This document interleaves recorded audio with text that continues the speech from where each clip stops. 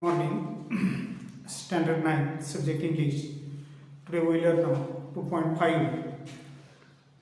It'll play on page number 57. At first I read it, then tell about it. Listen carefully. King, summon the mortar maker at once. He must pay with his life for his thoughtlessness. First guard exists and returns with the mortar maker who rushes and throws himself before the king. Mortar maker, wailing loudly, "Forgive me, O merciful king. Please do not hang me to death. I have a wife and two young children. Who will look after them? King, your carelessness has cost a life. You must pay with your life." Mortar maker, "No, no, no, my royal lord. I am not to blame. The pot which I used to pour water into mortar had an extraordinarily large amount. So excess water poured down into the mortar mixture. I was helpless. It is the potter's fault for making such a useless pot. King, let the potter be brought here at once. He must be executed for molding such useless pot. Fourth guard leaves and re-enters with the potter. Potter, covering before the king, "Your Majesty, show mercy to this humble potter. I agree the pot I made and sold to the mortar maker was a defective one, but I am not guilty, as I molding that pot, I heard the sweet, delicate tinkling of anklets. It was the moneylender's daughter. She distracted me just as I was shaping the mouth, and it became too wide.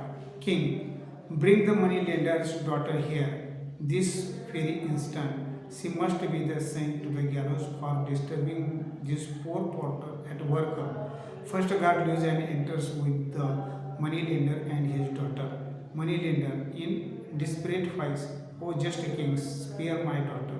She is my only child and to be wedded next Monday." The potter, the moneylender's daughter, and the goldsmith daughter, "Oh, do not fret, father. The king will not hang me." To the king, "Your most esteemed highness, I rarely step outside the threshold of my home. But as my father said, I am to be married next weekend. My jewelry is not ready. I had to go to the goldsmith shop to urge him to work faster and hand over my ornaments on time. The potter's shop is on the way. I could not help it. It is all the goldsmith's fault. Had he delivered my ornaments on time, I would not have been forced to go faster to potter's shop." King then sent for the goldsmith, and without any delay he must be hanged. So this is the part for the lesson. Say, the king said, "Summon the mortar maker at once, and he must pay with his life for his thoughtlessness." And so the guard exists and returned with mortar maker. And he said, "Forgive me, O merciful king. Please don't hang me to death."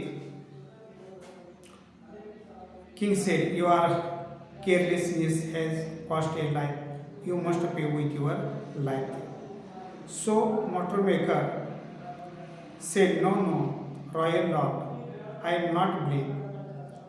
The pot which I used to pour water into the mortar had an extraordinarily large amount. Because of excess water poured down into the mortar mixture, I was helpless. It is potter's fault for making such a useless pot." King said, "Let the potter be brought here at once." and in this way he came in the court, and he said, "Your Majesty, show mercy to this humble porter. I agree the pot is what I made and sold to the mortar maker was a defective one, but I am not guilty. But I am not guilty. When I was molding the pot, I heard the sweet, delicate twinkling of anklets, and it was the moneylender's daughter. She distracted me. She disturbed me when I was shaping the mouth, and it became too wide. So this is my fault. King said, bring the moneylender's daughter here. She came in the pot and she said, King said, moneylender's father said, "Oh, just a king, spare my daughter. She is my only one child and to be wedded next Monday."